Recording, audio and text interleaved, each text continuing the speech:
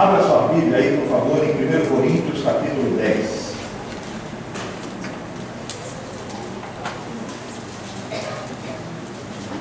Ontem foi pregado o texto aí que o irmão Bruno leu, estava no Coríntios 9, né?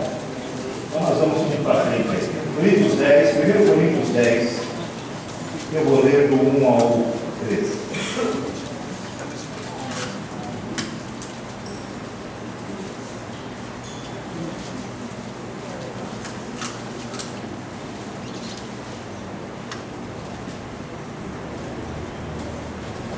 Diz assim, acompanha a leitura, por favor. 1 Coríntios 10. Ora, irmãos, não quero que ignoreis que nossos pais estiveram todos debaixo da nuvem e todos passaram pelo mar.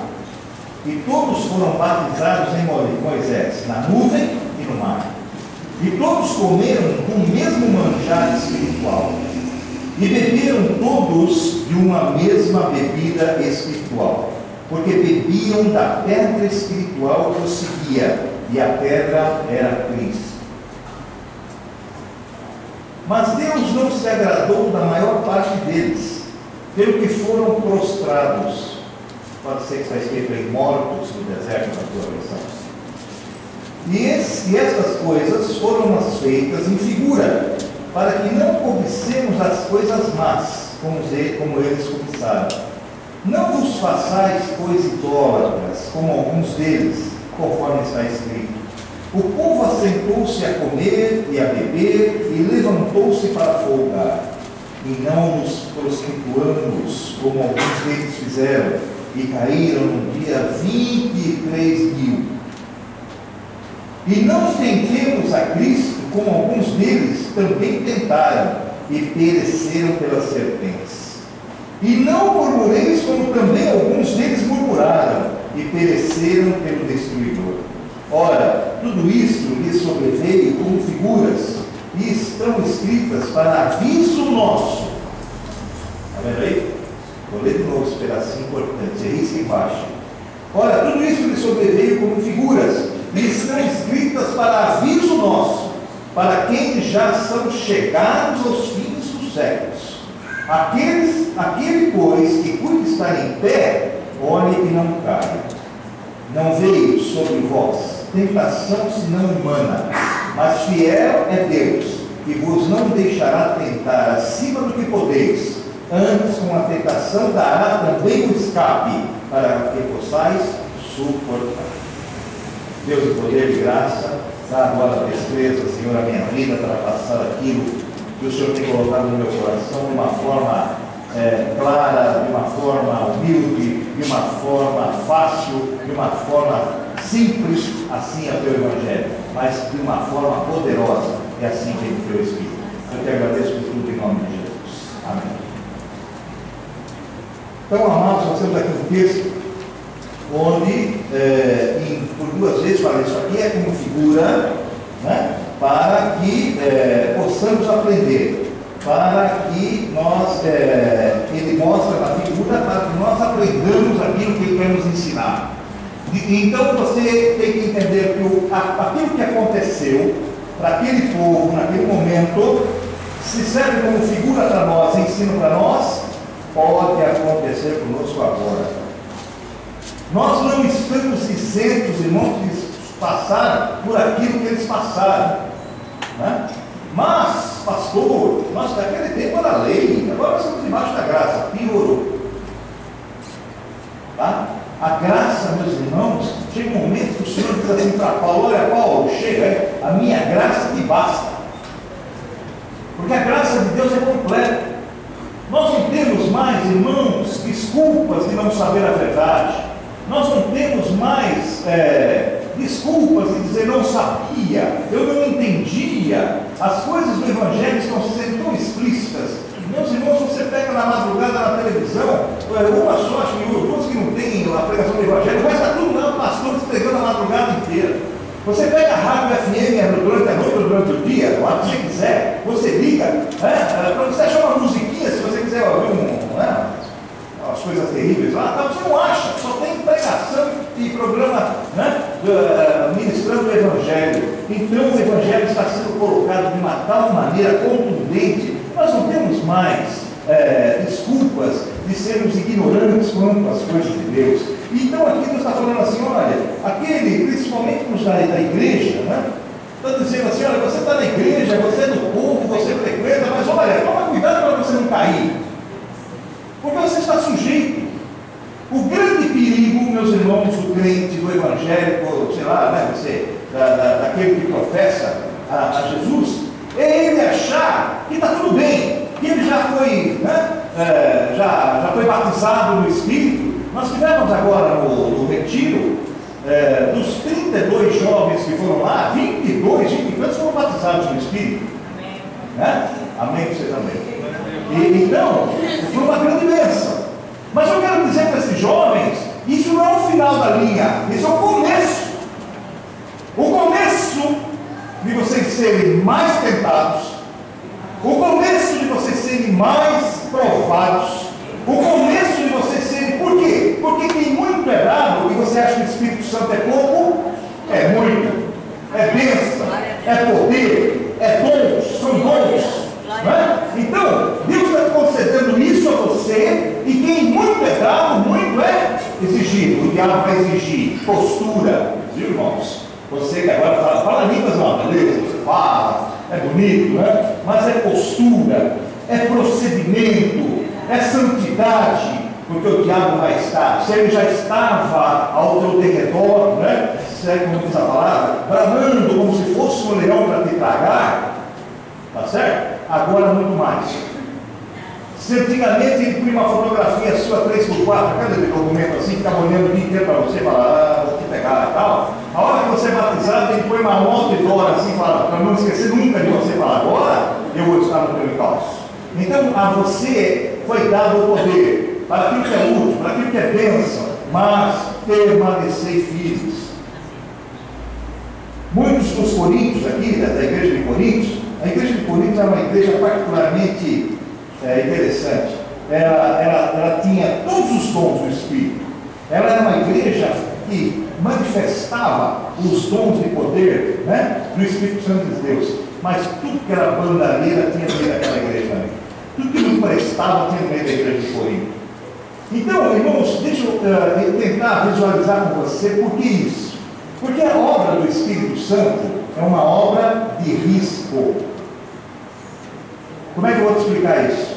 Aqui muito é dado, muito é exigido, aqui, e você, quando você está no Espírito, você é mais ousado, você arrisca mais.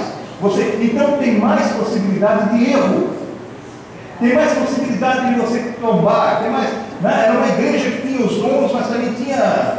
Paulo ficava cabelo em pé com essa igreja.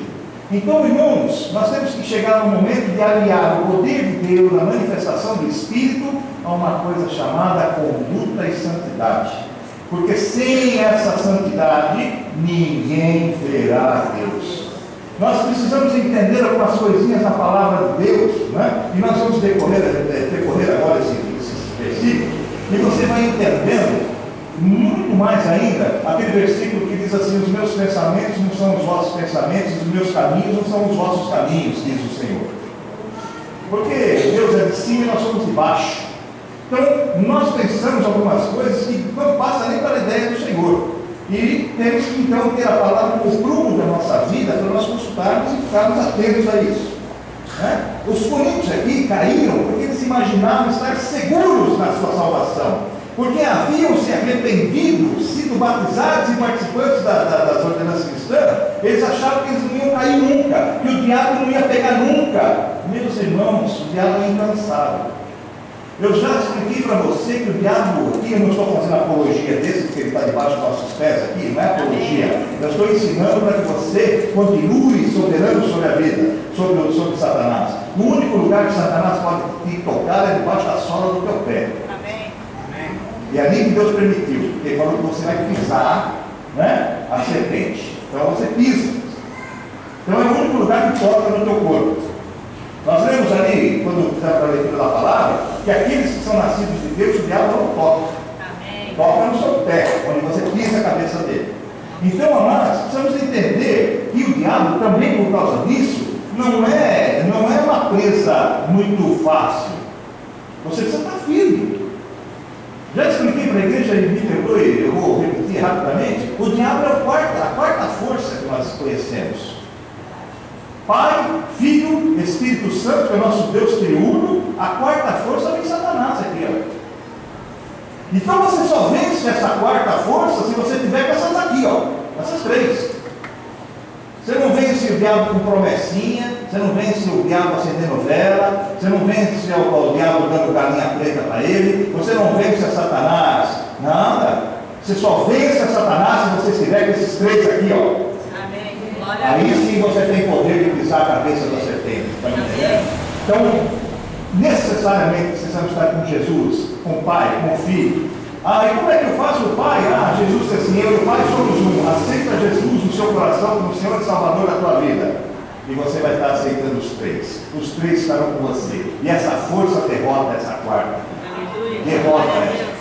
Está bem? Não há como derrotar o inimigo se você não estiver com o Senhor. O bem vence o mal. Vença o bem, o mal com o bem. Sempre a força do Senhor sobre aquele, sobre aquele que é o nosso inimigo, o inimigo das nossas almas. Ele diz assim, olha irmãos, não quero que ignoreis que nossos pais estiveram todos debaixo da nuvem e todos passaram pelo mar. Nós conhecemos a história e sabemos que era isso. O Senhor colocou uma nuvem durante o dia que guiava o povo, tá certo? E colocou uma coluna de fogo que à noite iluminava, aquecia e também dava direção ao povo. Quando Moisés disse que estava com Deus e ia para a tenda, como é que o povo sabia que ele estava falando com Deus? Porque a nuvem estava parada em cima e havia a presença de Deus ali.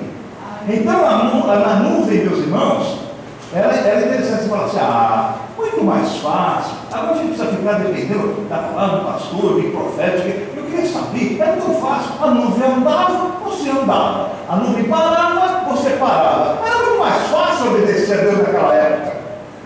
Então eu vou te dar uma situação boa. O povo vem vindo pelo caminho lá, o exército de Faraó atrás, de um lado montanha, o mar pela frente. E eles vêm porque a nuvem estava acompanhando o veio, e chegou na beira do mar, a nuvem foi, meu amigo. Olha a nuvem do lado. E agora? A fé é uma coisa muito pessoal. A fé, sabe, irmãos, não dá, eu não enxergo a fé, você não enxerga a fé, mas o Senhor enxerga a fé. Ele sabe qual é a medida da tua fé. Mesmo porque a fé é um dom de Deus, Pela graça sois salvos, por meio da fé. Isso não vem de vós. É dom, é aquilo que Deus acrescenta, é aquilo que Deus nos. A fé é tua, sim, mas dada por Ele. Então, o que acontece? A nuvem vai, meus irmãos, e você tem que acompanhar. As coisas de Deus começam, a tua fé começa a ficar para trás. Aí você começa a duvidar, aí você começa a criar barreira, mesmo dentro da igreja, mesmo sendo sério. Sabe, irmãos, todos os pecados e destituídos estão na glória. Só com Jesus é que nós temos a volta ao Pai, nós temos o caminho aberto à salvação, só por Ele, único e suficiente Salvador, porque senão ninguém chegaria lá, tá? O versículo 2 diz assim, todos foram batizados em Moisés, na nuvem e no mar. O que é o batismo na nuvem? Porque os israelitas foram totalmente dominados pela nuvem. A nuvem, eles obedeciam ao caminho que ela fazia, e a travessia do mar também foi uma experiência. Então você entenda hoje que naquela época ele falava assim, você foi batizado na nuvem e no mar. Hoje nós somos batizados na água e no Espírito. Está me entendendo agora? São figuras, ele está falando que tudo isso é figura. Então hoje nós somos batizados na água e no Espírito. Quando João falava assim, olha, eu vos batizo com água e tal, mas virá um e vos batizará com fogo. Louvado seja o Senhor Jesus. Então, hoje nós somos batizados nas águas e no Espírito. Continuando aqui, meus irmãos, assim, olha que importante. E todos comeram do mesmo manjar espiritual. O que é o manjar? Subentende-se que o manjar é uma comida boa. Você gosta, que se passa bem.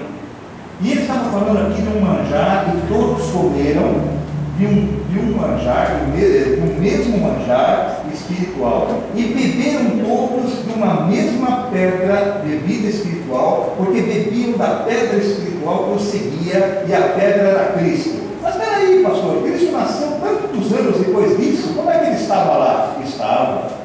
Ele é antes da fundação dos tempos. É isso que muitas seitas aí confundem, sabe? E falam assim, vocês evangélicos esquecem do Pai, nós só falam em Jesus, só falam em Jesus, só falam em Jesus. Nós falamos daquele que o Pai disse que toda honra, toda glória, toda majestade, todo poder lhe seriam dados. Falamos dele. A Bíblia nos ensina a pedirmos e agradecermos tudo em nome de Jesus. Ele é o alvo da nossa soberana vocação. E ele já estava lá. Porque que pedra era aquela que jorrava água quando o Senhor falou assim para Moisés, vai lá e fala para a rocha, não bate nela, mas fala para a rocha e ela vai jorrar água. Quem vocês pensam que era a rocha? Jesus era a rocha.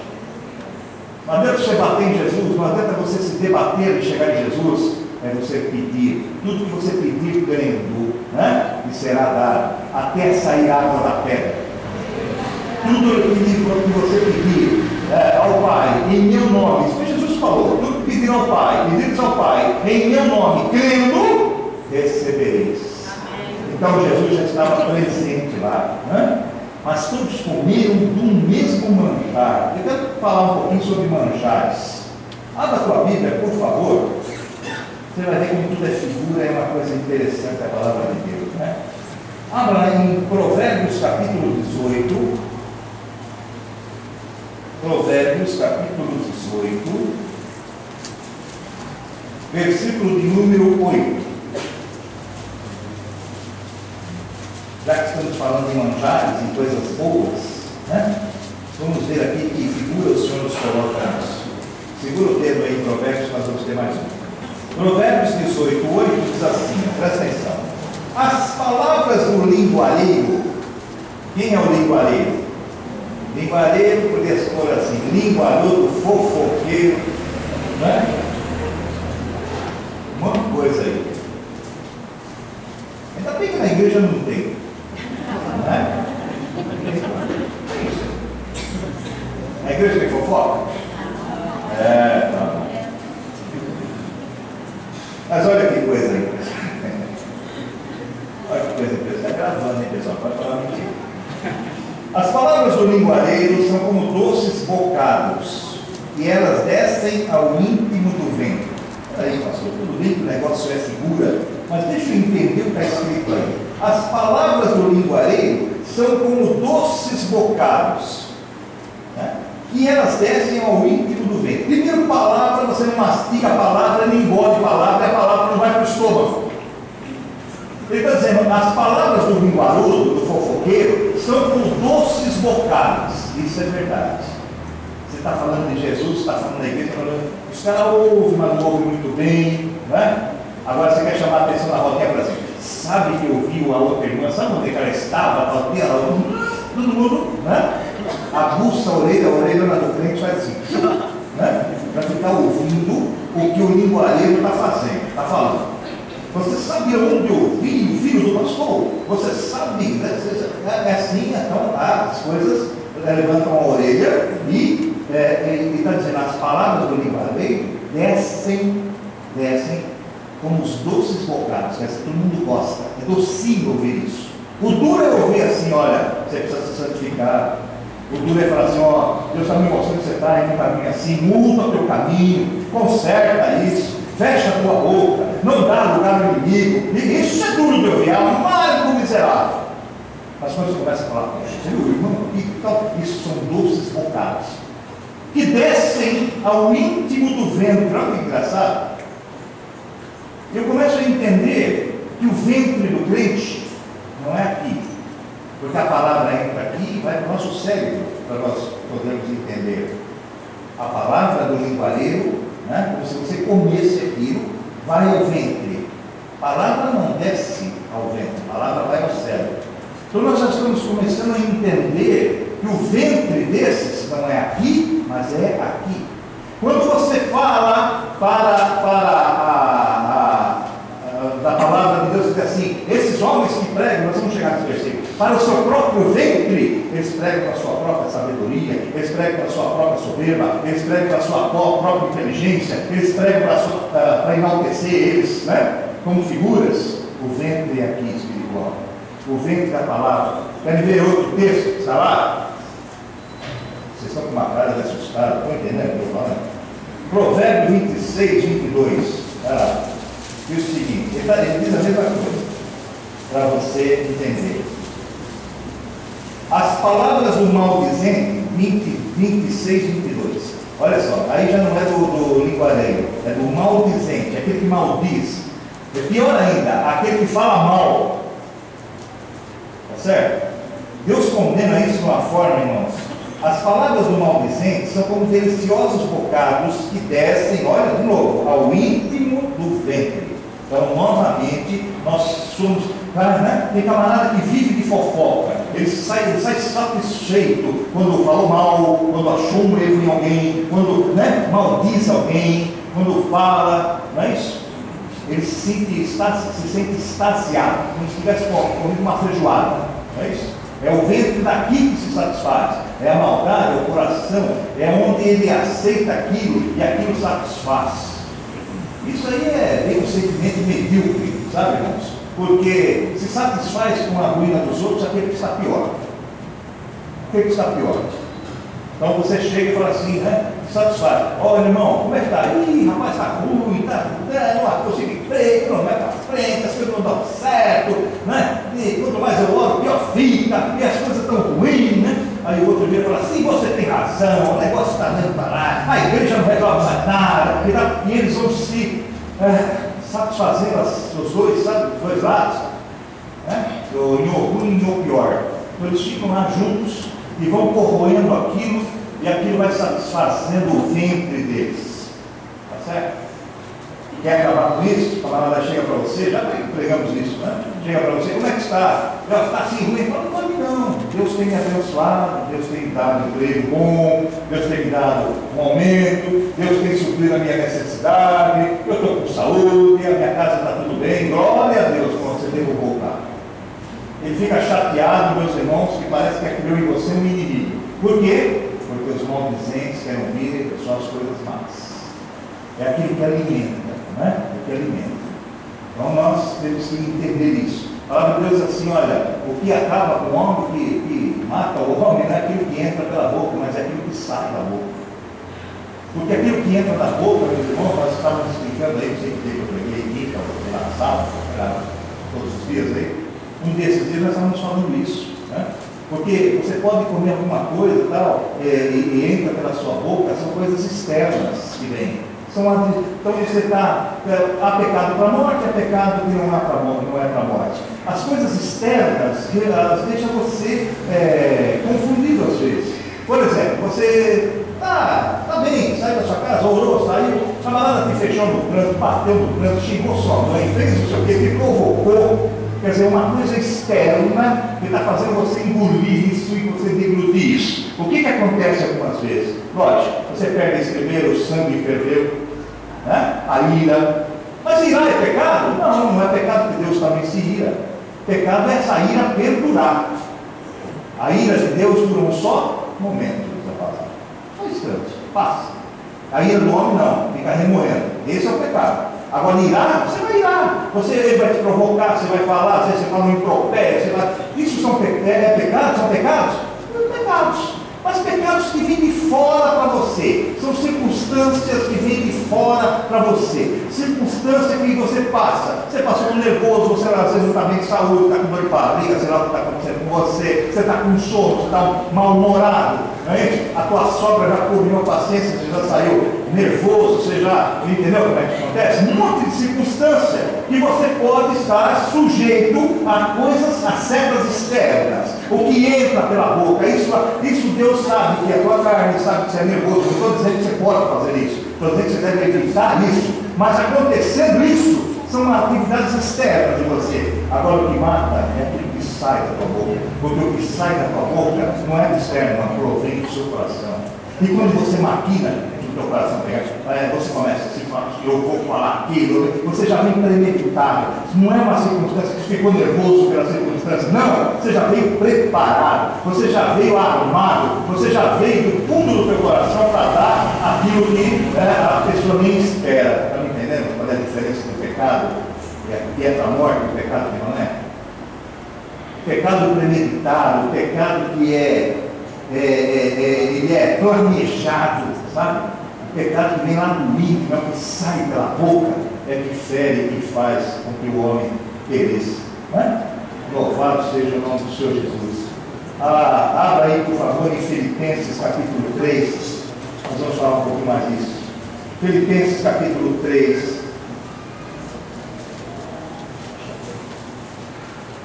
Filipenses capítulo 3, versículo número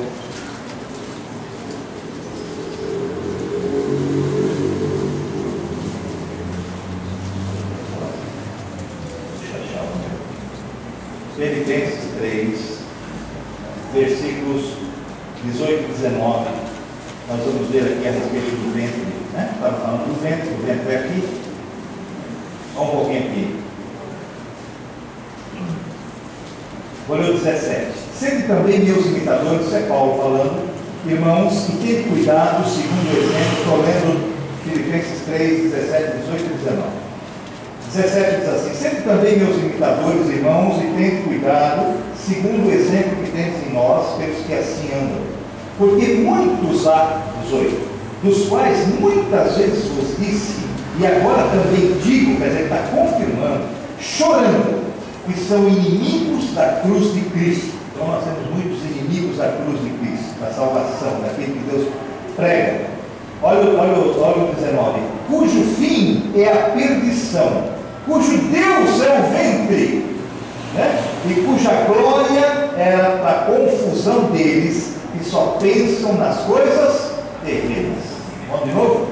Cujo fim é a perdição, cujo Deus é o ventre. Estamos falando, Deus é a inteligência deles, Deus é a sabedoria deles, Deus é o cabedal deles, Deus sabe, aquele que pode tudo, deixa comigo. Esse negócio de deixa comigo é uma coisa terrível, tá? Quando o cara chega para mim e diz, deixa tudo comigo, eu não acredito nele de jeito nenhum. Nunca deixa, porque não vai resolver nada.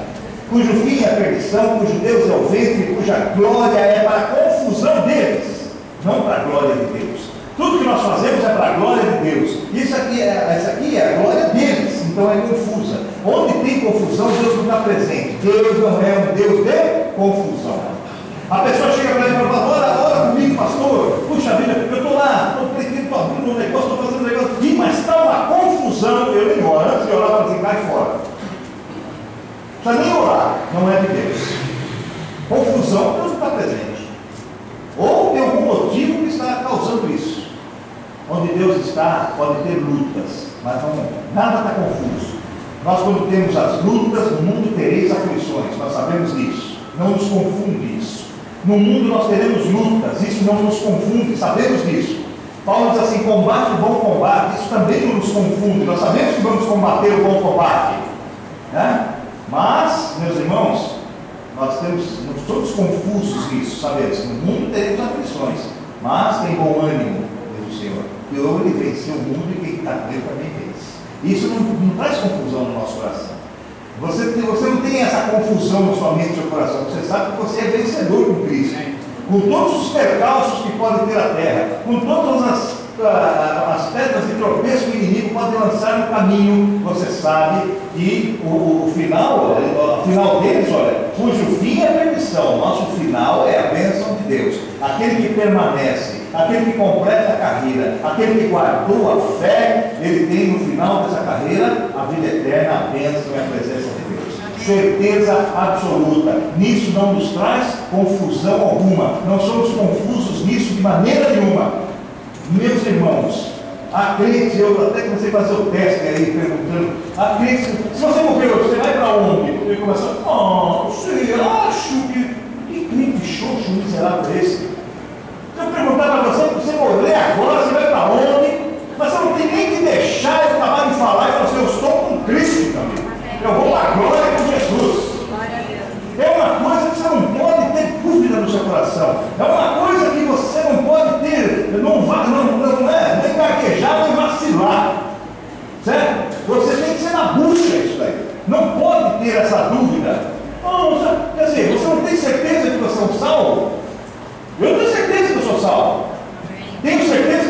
funcionam. Né? As coisas funcionam. Tenho certeza que não erro muito, mas tenho certeza que Deus é um Deus perdoador e que eu estou na tua glória. Assim, quero fechar meus olhos aqui, eu abro dentro do meu Senhor. Amém. Ele diz assim: não fosse vós que me escolhestes, eu escolhi a vós, vos nomeei para que vades e deis frutos e frutos que permaneçam. Vou para meu Pai, vosso Pai, vou preparar-vos lugar, onde eu estiver, vós estejais comigo. Irmãos, é Jesus falando isso. Não deixe o diabo encher o teu ventre com comida que não é boa. Não deixe o diabo encher o teu ventre com palavras de fofoqueiro e linguareiro. Não deixe o diabo encher o teu ventre com mentiras.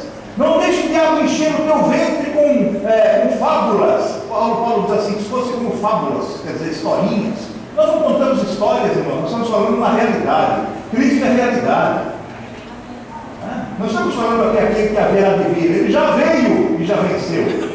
Constatado, vitória certa e absoluta.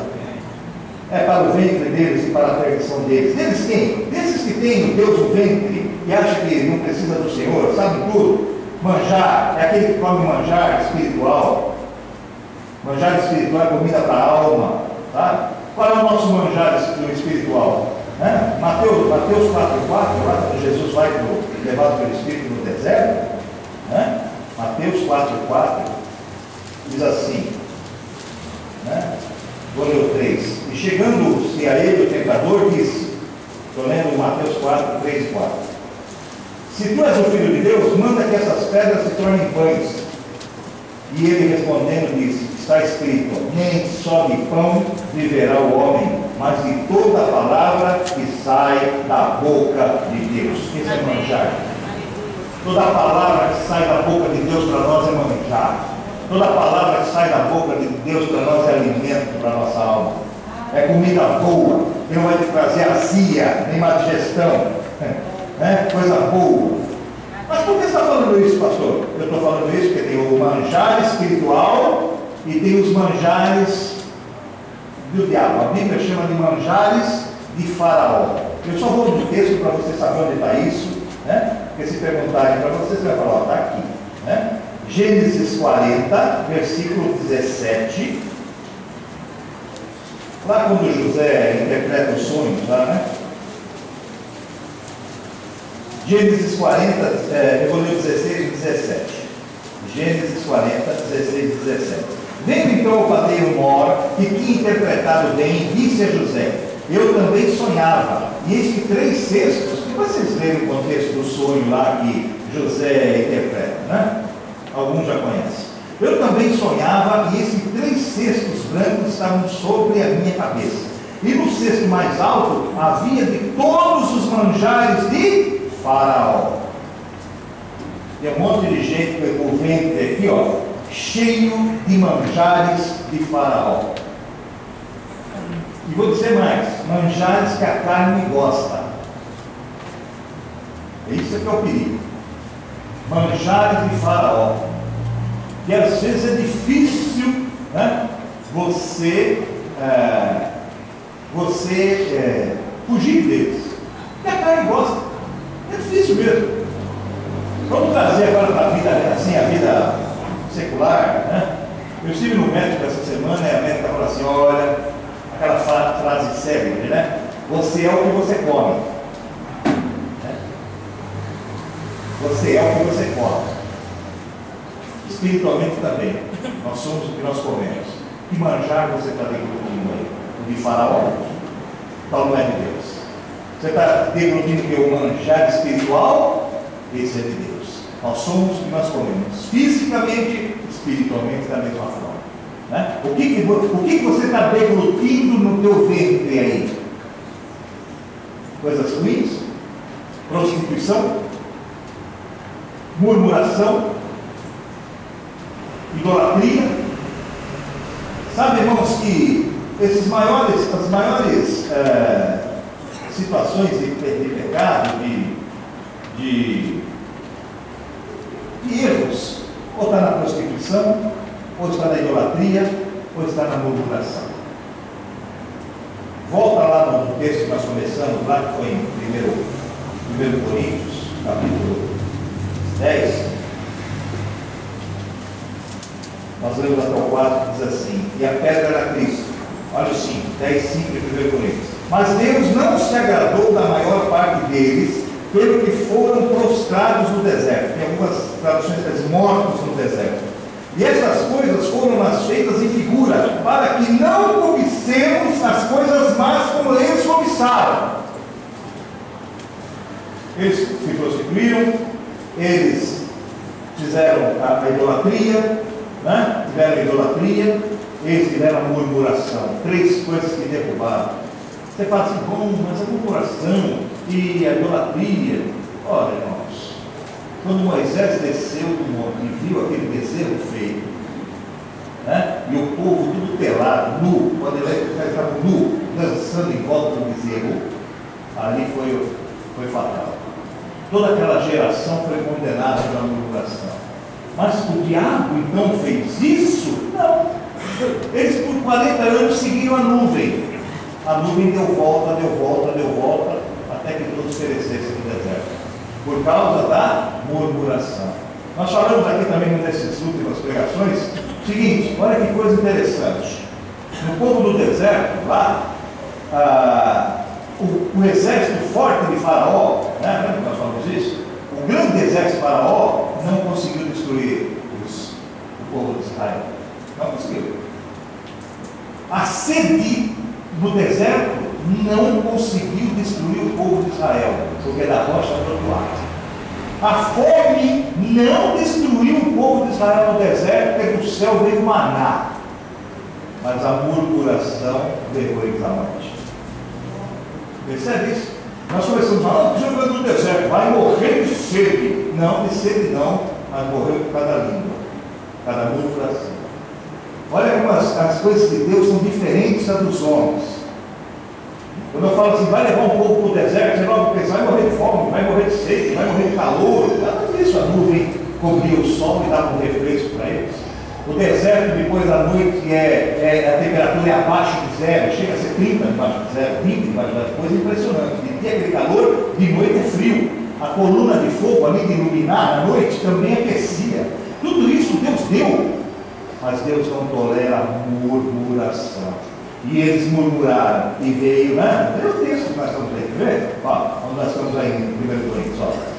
Essas coisas, estou lendo 6, essas coisas foram feitas em figura para que não cobicemos as coisas más como eles cobiçaram. Quer dizer, estamos sujeitos a fazer o mesmo erro. Toma cuidado. Não é isso? Toma cuidado. Não vos façais coisas idólatras, como alguns deles, conforme está escrito. Quer dizer, toma cuidado com a idolatria. Toma cuidado com a idolatria. A idolatria é uma coisa terrível, irmãos. Deus não tolera a idolatria, porque Ele não divide a glória dele com ninguém. Com ninguém. Não é a idolatria só da imagem, é idolatria de homens, idolatria de mulheres, idolatria de filhos. Tem pai que idolatra o filho, e tem filho que idolatra o pai. Tá? Você não tem que se mostrar fraco para o teu filho, nem nada disso, mas você tem que mostrar humano para ele. Você é paciente e fala, Deus também. E por que você pode dar conselho para ele? Primeiro porque você é pai, depois você tem mais experiência. Mas a sujeição, o estar sujeito ao erro, tanto o pai como o filho. Os dois estão. Então, nós temos que tomar cuidado com a idolatria. A idolatria do dinheiro, a idolatria disso, a idolatria daquilo. Já que eu tenho que eu tenho um tio que tem carro. O carro dele é 1900 e nada, está novinho, porque quando chove ele pega o ônibus que ele não tira o carro para molhar.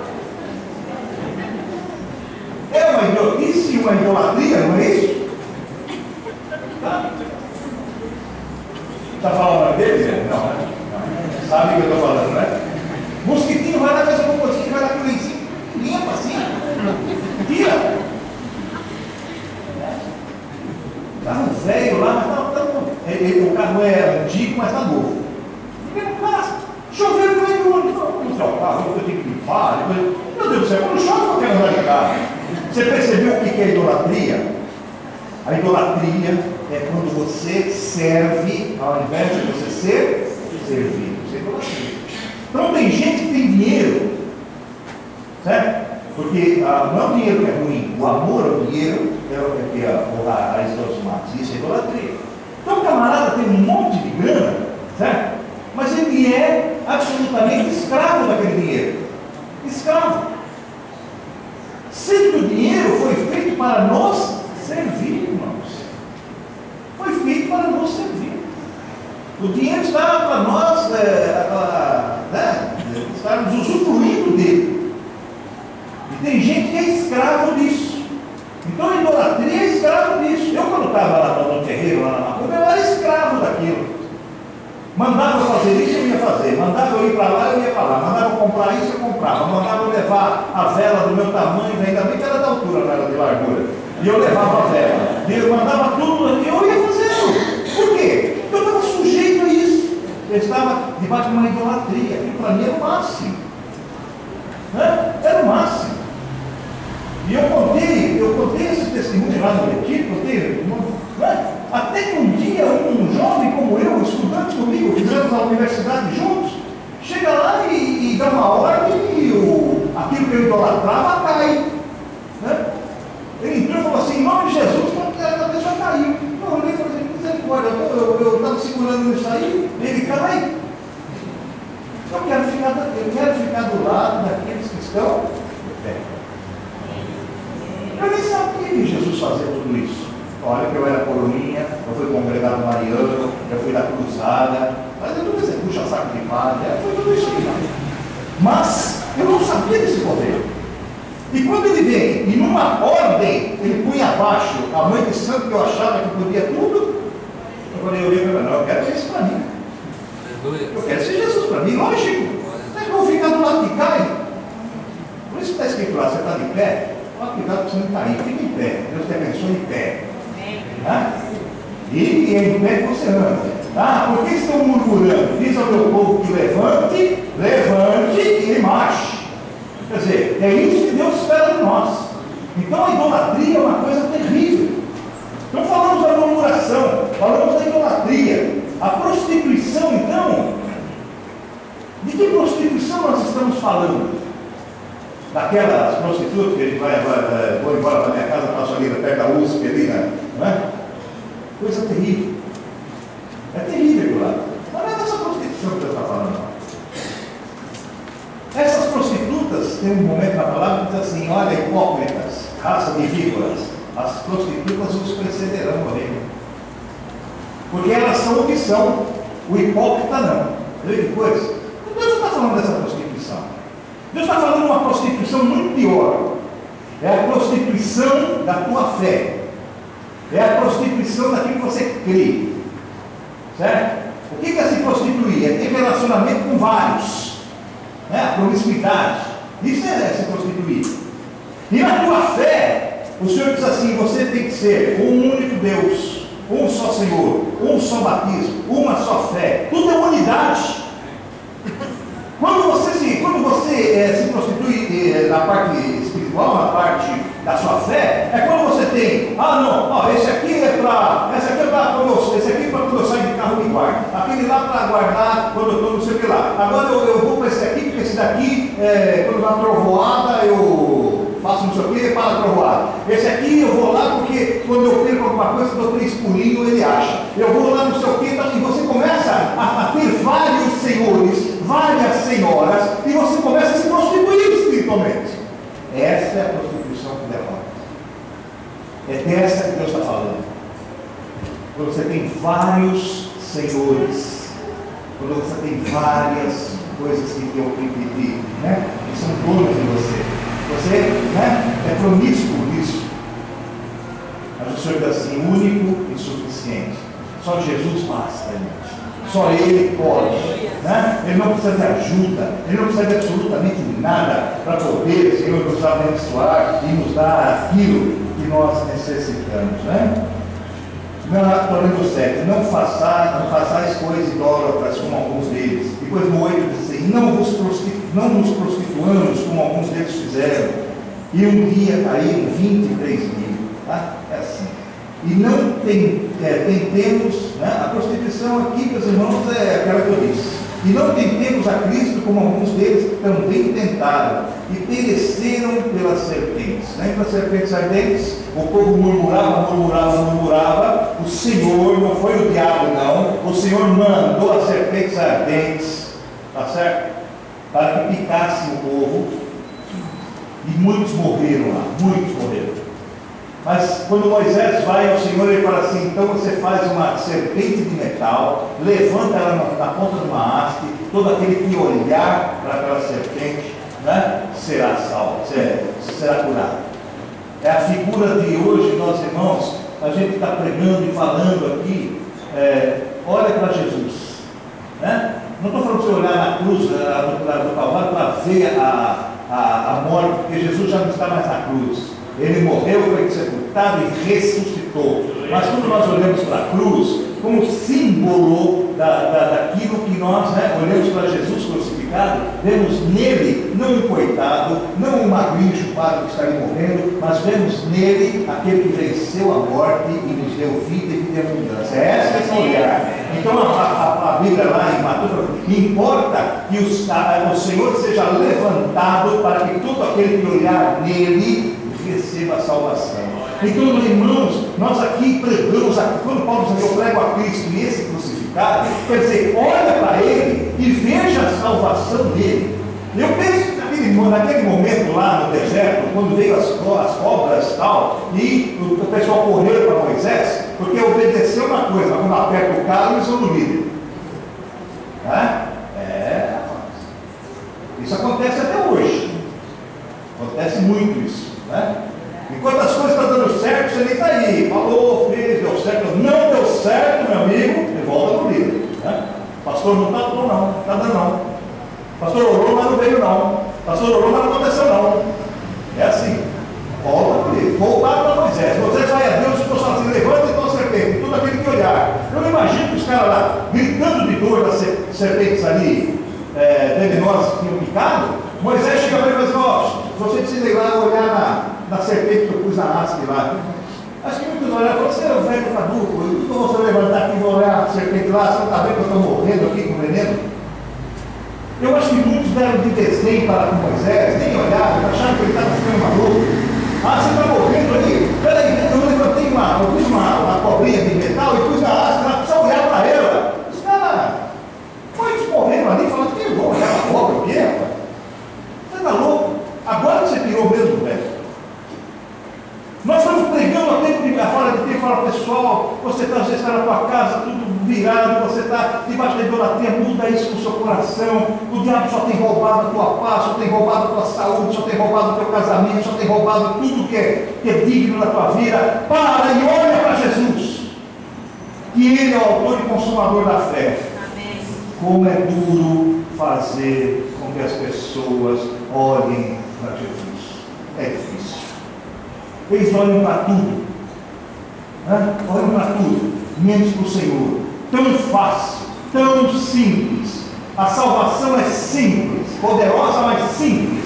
Olha para Jesus, autor e consumador da fé, e você receberá cura, bênção e vida eterna. Mas como é duro pregar isso. Como é duro pregar esse evangelho, como é duro convencer as pessoas a fazerem isso. Elas preferem murmurar, preferem chorar com o veneno das cobras aí, que está cheio de serpentes por aí, viu, irmãos? Aí na nossa vida secular. E eles preferem ficar desmudando, murmurando, ao invés de dar uma volta na sua vida, né? De dar uma conversão na sua vida, de tomar uma atitude na sua vida. Né? Que não dói nada, dói a serpente que nos pica aí o dia inteiro, isso que dói. Mas a conversão a Jesus não dói nada, não custa nada, é de graça e pela graça. Mas como é difícil você, o cidadão andando para lá, você convencer o que ele tem que fazer isso aqui, ó. É difícil. Uma conversão simples, uma conversão que não dói nada, mas é difícil. Olha para Jesus e será salvo. Vai, confessa o nome dele e vai receber vida eterna. Olha, ele levou na cruz do Calvário a enfermidade, as nossas mazelas, os nossos pecados. Ele morreu a nossa morte para nós vivermos a sua vida. Mas é difícil, irmãos. Por isso que o Evangelho é simples para os simples. é coisa simples para que aqueles que entendem, é óbvio para aquele que é escolhido, é óbvio. Eu, depois de velho, fui aprender na minha vida que não existe coincidências, não existe coincidência. Ou você também não tem sorte e não tem azar, ou você é abençoado ou você não é. Ah, eu sou um azarado na vida. Você está desconhecendo a palavra de Deus. Ou você está na morte sem Jesus, ou você está na vida com Jesus. Ou você está em Jesus com toda a sorte de bênçãos, ou você está na mão do diabo e ele faz aquilo que ele quer de você. Não tem meio termo na palavra de Deus, não tem café com leite, né? Lembra? A gente era pequeno, muita gente sabe. A gente jogava bola. Tinha um menininho que era o dono da bola, tinha que deixar ele jogar. Senão ele levava a bola embora, não é isso? Então ele ficava lá no meio. Eu faço um gol, faz gol lá, faz gol aqui, você pega a bola para chutar. Entendeu? Café com leite, quer dizer. Na vida espiritual, não tem isso. Você não pode chutar para qualquer gol. Porque Jesus diz assim: aquele que não é comigo é contra mim. Aquele que comigo não ajunta, espalha. Não tem meio termo. Ele poderia dizer: aquele que não é comigo é café com leite, ou tal, não. Aquele que não é comigo é contra. Não tem outra posição. Ou nós estamos com o Senhor, estamos com a vida, ou não estamos com o Senhor, que aquele que tem o filho tem a vida. Quem não tem o filho, permanece na morte. Então, amados, parece simples falar, simples para você que tem teu coração aberto. Vai falar isso com alguém que ainda tem a barreira de idolatria, tem a barreira da prostituição, tem a barreira da murmuração. Vai falar isso. Você não consegue penetrar. É uma coisa difícil. É difícil que a palavra aceita, que a pessoa aceite a palavra de Deus. Para nós, graças a Deus, Deus derrubou as escamas. Deus derrubou as escamas. Eu era pequeno, toda a igreja do bairro lá, todos os santos que foram de lá, foi minha avó que doou para a igreja. Eu tinha, sabe, eu entrava na sala porque é o seguinte, ela também fazia isso com um bom negócio. Ela era árabe, né? Então todo árabe faz bom negócio. Então é o seguinte: olha, eu vou dar o santo para a igreja, eu não quero o santo, eu quero que o padre venha rezar na minha casa um mês antes. Então eu ficava na sala dela, as imagens, um mês. Aí faziam lá as rezas um mês, né, na casa dela, claro, e depois ela mandava para a igreja. Então, irmãos, eu cresci vendo né, as imagens lá. E chegava um momento que eu entrava na sala dela assim, eu olhava com o olho naquela imagem, eu andava para lá e falava assim: puxa, está me vendo. Já viram esse sentimento que tem? Né? Eu vou para lá, ele está me chegando. Você chega ao ponto disso, mas eu era pequeno, eu até relevo isso. Né? E quando você cresce, que eu cresci, aí eu fui para o banco. E eu tinha a minha empresa, a minha firma. E na porta de entrada da minha firma eu fiz um altar bem em cima da porta, assim, era mais um pé direito maior que aqui, muito grande assim, tinha a porta de entrada em cima, assim, até que eu tinha uma escada para poder alcançar.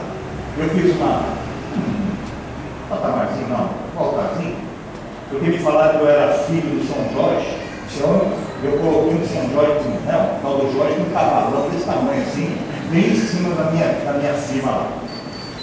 Eu nunca bebi na minha vida, porque quando não era nem fumei, com duas coisas que eu nunca fiz. Não sei nem que gosto tem, graças a Deus. Eu não bebia, mas eu tinha uma garrafa de cerveja, né, na minha mesa. Então, o primeiro ato, eu abria a fila de manhã, não era pôr as máquinas para funcionar, não era abrir os funcionários, não era nada disso. Era eu ir para o meu escritório, pegar a cerveja e ir no altar, o altarzinho lá tinha o cavalão, ao São Jorge, tinha uma taça onde eu comia cerveja para ele todo dia. Eu não bebia, mas o que mandava ele encher.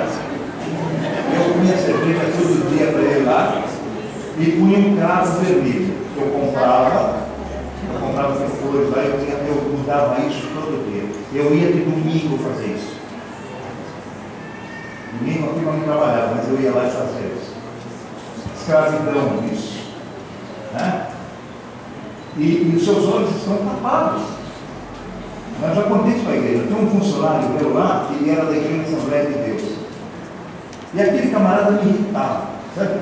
Por quê? Porque eu passava perto dele, ele estava tocando as máquinas lá, né? A máquina já fazia um certo barulho, e ele ficava cantando o hino mais alto que a máquina. E aqueles hinos ele cantava hino da harpa, né, da Assembleia de Deus, escala, né? E ele tocava na igreja dele, isso eu fui saber depois, né? Ele tocava na igreja dele trombone, né? Então todo o hino dele era com voz de trombone. Então eu passava perto dele e estava assim, e ele tocando os hinos da harpa. Eu vou mandar esse cara embora. Por quê? Porque eu estava cego, irmãos, e aquilo me irritava. Que união tem trevas com luz? Não tem isso. Esquece isso, irmãos. Às vezes você fala assim, aquele chefe me persegue, aquela chefe ainda só me fica no meu pé, o que ela é? Macumbeira, o que você acha? Se ela fosse tua amiga, você se preocuparia. Você não, você vai incomodar. Desculpa falar isso, irmãos. Vai incomodar. Você vai brilhar, vai incomodar. Aquele rapaz brilhava na minha filha, me incomodava. Nunca consegui mandar ele embora. Mas ele passava, ele estava na tuba lá. Mas um dia, eu aconteceu essa minha conversão aí, e eu fui para a igreja, irmãos, e entendi. A primeira pregação que eu ouvi na minha vida foi uma pregação assim, a circuncisão da cruz. E nós somos circuncidados na cruz do Calvário. Nós nos tornamos judeus na circuncisão da cruz. Povo de Israel. E eu aprendi isso de tal maneira, uma pregação difícil de entender, com muita figura, né? Metafóricas e tal.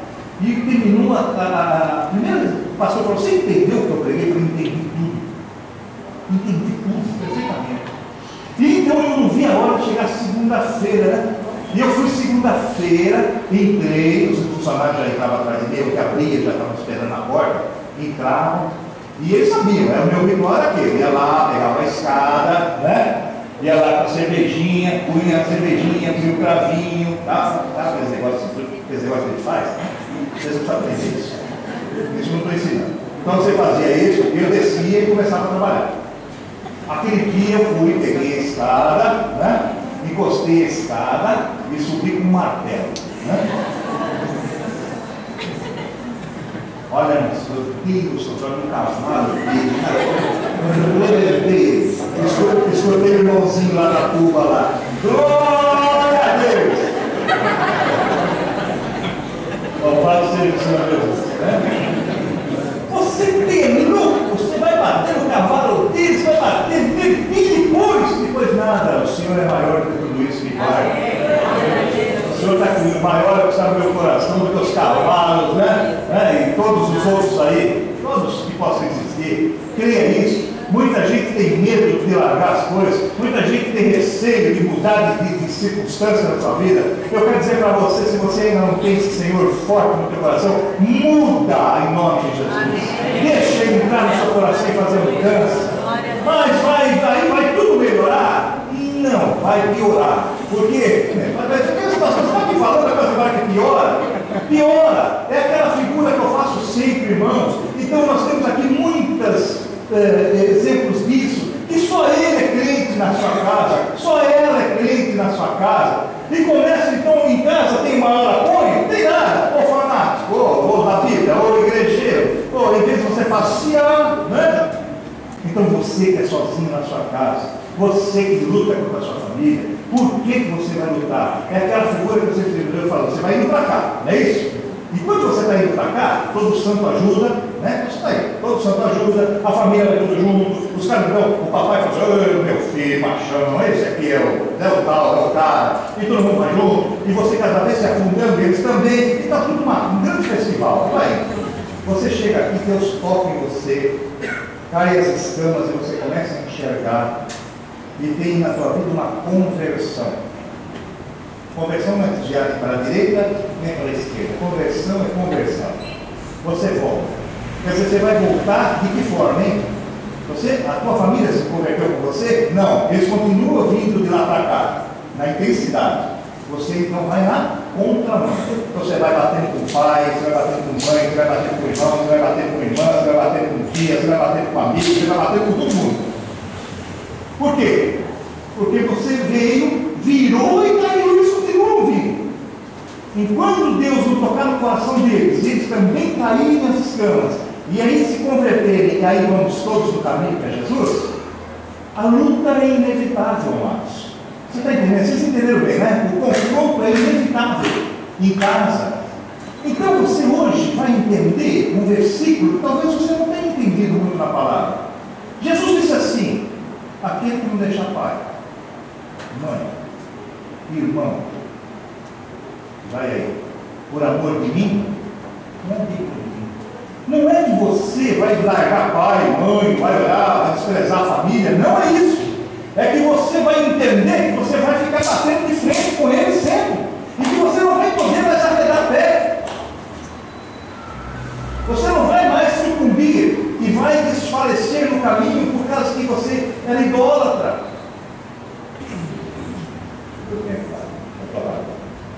Último penúltimo, vai. Hebreus 13, 9. Nós vamos ver o que é também essa aprovação, esses erros, como nós somos enganados hoje. Quer ver? Aqui você vai ter um belo exemplo disso. Hebreus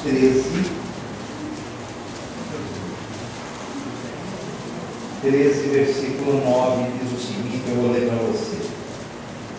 Olha só. Não vos deixeis levar em redor por doutrinas várias e estranhas. Toma cuidado com isso. Porque bom é o que o coração se fortifique com graça, e não com manjares que se nada aproveitaram aos que eles se entregaram. Vou ler de novo. Não vos deixeis levar em redor por doutrinas várias e estranhas. Você precisa tomar cuidado com o sermão retórico, sabe? Às vezes você escuta umas pregações, sabe? Você fala, puxa vida, tudo, mas não tem nada a ver com a palavra, irmãos. Uma coisa terrível. Uma vez nós vimos um servo de Deus pregando 1h10, pareceu. Eu adotei 1h10. Ele não falou nenhuma vez em Jesus.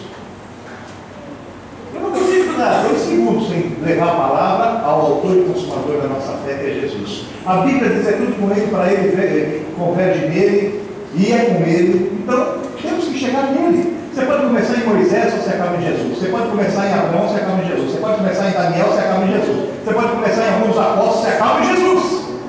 Autor e consumador da nossa fé. O princípio e o fim. O alfa e o ômega. Está certo? Temos que ser assim. Tomar cuidado com isso. Às vezes doutrinas terríveis. Tem umas doutrinas aí, amados, que a gente ouve cada coisa que é de arrepiar os cabelos. Né?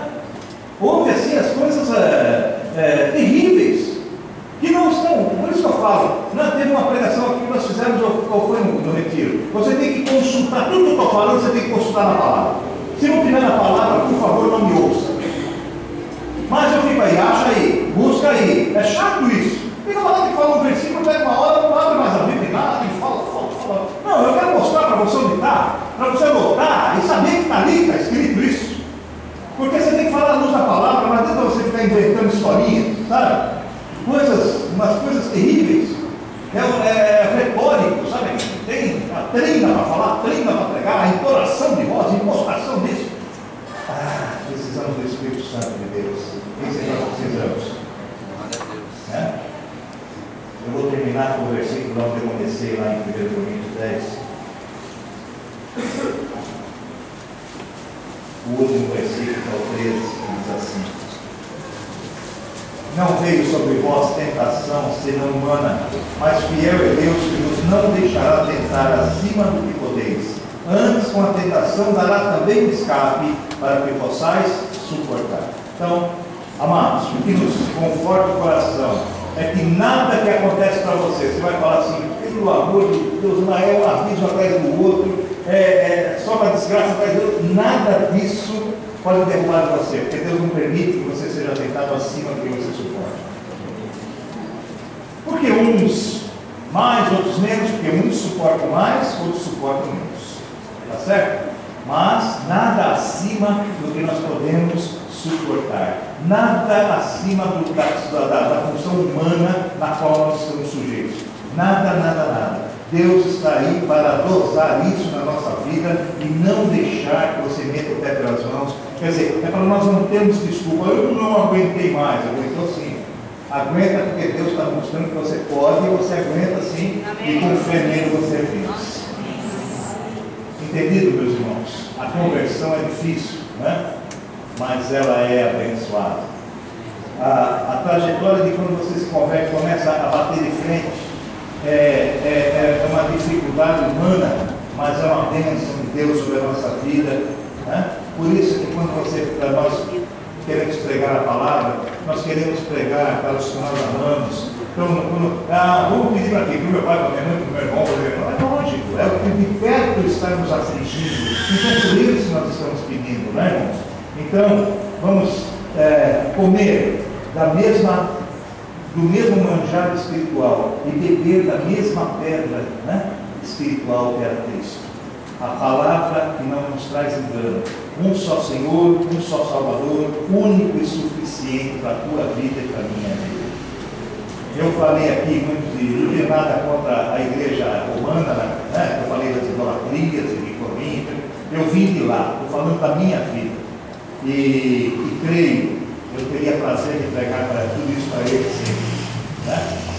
Quero que muitos católicos entrem por essa porta e eu possa pregar a palavra de Deus, eles receberem essa bebida espiritual, essa comida espiritual, ficarem fortalecidos e as escamas caírem e eles serem uma bênção, né? Ou tantos outros que nós citamos aqui hoje, né? Ou tantos desses que estão na Umbanda que eu não estava, ou frequentando um monte de lugar que eu frequentei, sem que tivesse, né, conhecimento de nada, nunca tinha aberto a palavra de Deus na minha vida, nunca tinha folheado uma Bíblia, tá?